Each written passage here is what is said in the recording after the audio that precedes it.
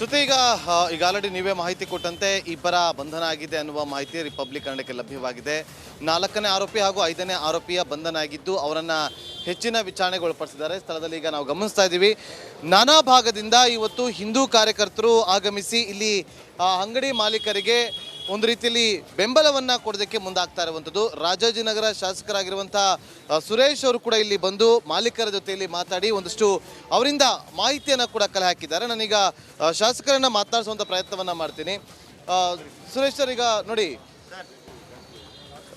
ಇಲ್ಲಿ ಹನುಮಾನ್ ಚಾಲಿಸ ಮಾಲೀಕರು ಹೇಳಿದರು, ಹನುಮಾನ್ ಚಾಲಿಸ ಭಜನೆ ಏನು ಹಾಡನ್ನು ಹಾಕಿದ್ರು ಸ್ಪೀಕರಲ್ಲಿ, ಪ್ರತಿನಿತ್ಯವೂ ಕೂಡ ಅವ್ರು ಹಾಕ್ತಾರೆ ಸಂಜೆ ಟೈಮಲ್ಲಿ ಪೂಜೆ ಮಾಡುವಂಥ ಸಂದರ್ಭದಲ್ಲಿ. ಆ ಕಾರಣಕ್ಕೋಸ್ಕರ ಬಂದು ಹಲ್ಲೆ ಮಾಡಿದ್ದು ಅಂತೇಳಿ ಖುದ್ದು ಮಾಲೀಕರೇ ಆರೋಪವನ್ನು ಮಾಡಿದ್ದಾರೆ. ನೀವು ಕೂಡ ಇಲ್ಲಿಗೆ ಬಂದಿದ್ದೀರಿ, ಮಾಹಿತಿಯನ್ನು ಕಲೆ ಹಾಕಿದ್ದೀರಿ, ಏನು ಅನಿಸ್ತಾ ಇದೆ ನಿಮ್ಗೆ ಇಲ್ಲೆಲ್ಲ ನೋಡಿದಾಗ? ಇಷ್ಟೊತ್ತು ಅವರ ತಂದೆಯವರು ವಿಡಿಯೋ ತೋರಿಸಿದ್ರು ನನಗೆ, ಈ ಕ್ಲೋಸ್ ಸರ್ಕ್ಯೂಟ್ ಟಿವಿಯಿಂದ ಬಂದಿರೋ ಪೂರ್ತಿ ವಿಡಿಯೋನ. ಅದನ್ನು ಗಮನಿಸಿದಾಗ ಪ್ರಚೋದನೆ ಮಾಡಿ ಗಲಾಟೆ ಮಾಡಿರೋದು ಭಾಳ ಸ್ಪಷ್ಟ ಆಗುತ್ತೆ. ಅವ್ರ ಪಾಡು ಅವ್ರ ಅಂಗಡಿ ಒಳಗಡೆ ಕೂತಿದ್ದಾರೆ, ಕೂತ್ಕೊಂಡು ಈ ಅಂಗಡಿ ಪ್ರಾರಂಭ ಮಾಡಿ 1 ತಿಂಗಳಾಯ್ತಂತೆ ಸುಮಾರು. ಅವ್ರ ನಂಬಿಕೆ, ಬೆಳಗ್ಗೆ ಹೊತ್ತು ಸಂಜೆ ಹೊತ್ತು ಪೂಜೆ ಮಾಡಿ ಹನುಮಾನ್ ಚಾಲಿಸ ಕೇಳೋದು ಅವ್ರ ನಂಬಿಕೆ, ಅವ್ರದ್ದೊಂದು ಬೆಳೆಸ್ಕೊಂಡು ಬಂದಿದ್ದಾರೆ. ಆ ಅಂಗಡಿಯವರು ದೂರು ಕೊಟ್ಟಿಲ್ಲ, ಈ ಅಂಗಡಿಯವರು ದೂರು ಕೊಟ್ಟಿಲ್ಲ, ಯಾರು ದೂರು ಕೊಟ್ಟಿಲ್ಲ.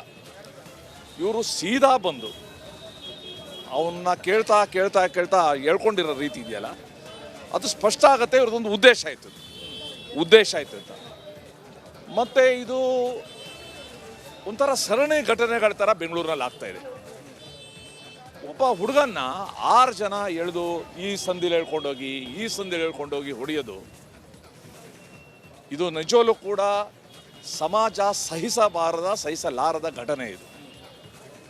ಆ್ಯಂಡ್ ಪೊಲೀಸವರು ಮತ್ತು ಸರ್ಕಾರ ಇದರಲ್ಲಿ ಬೇರೆ ಯಾವುದೂ ಕಾರಣಕ್ಕೆ ರಾಜಿ ಮಾಡಿಕೊಳ್ಬಾರ್ದು. ಈ ಯಾರು ದುರುಳರಿದ್ದಾರೆ ಅವರೆಲ್ಲರೂ ಪ್ರತಿಯೊಬ್ಬರನ್ನು ಪತ್ತೆ ಹಚ್ಚಿ ಅವ್ರ ಬಗ್ಗೆ ಕ್ರಮ ತಗೊಂಡು ಒಂದು ಸಂದೇಶ ಕಳಿಸ್ಬೇಕಾಗಿದೆ. ಯಾಕಂದರೆ ಬೆಂಗಳೂರು ಇದು, ಎಲ್ಲರೂ ಕೂಡ ಒಟ್ಟಿಗೆ ಬದುಕಬೇಕು, ಅವರವರ ನಂಬಿಕೆ ಪ್ರಕಾರ ಬದುಕಬೇಕು. ಇಲ್ಲದೇ ಇದ್ದರೆ ಬೆಂಗಳೂರಿಗೆ ಆಗಲೇ ಬೇರೆ ಥರ ಕೇಂದ್ರ ಅಂತ ಏನು ಹೆಸರು ಬರ್ತಾ ಇದೆ, ಅದು ಇನ್ನಷ್ಟು ಹರಡುತ್ತದು. ಸೊ ಪೊಲೀಸವ್ರಿಗೆ ಇದೊಂದು ಲಿಟ್ಮಸ್ ಟೆಸ್ಟ್ ಇದು. ಇದರಲ್ಲಿ ಯಾವ ರೀತಿ ಕ್ರಮ ತಗೊಳ್ತಾರೆ ಅನ್ನೋದ್ರ ಮೇಲೆ ಈ ದುರುಳರಿಗೆ ಸಂದೇಶ ಹೋಗುತ್ತೆ. Thank you.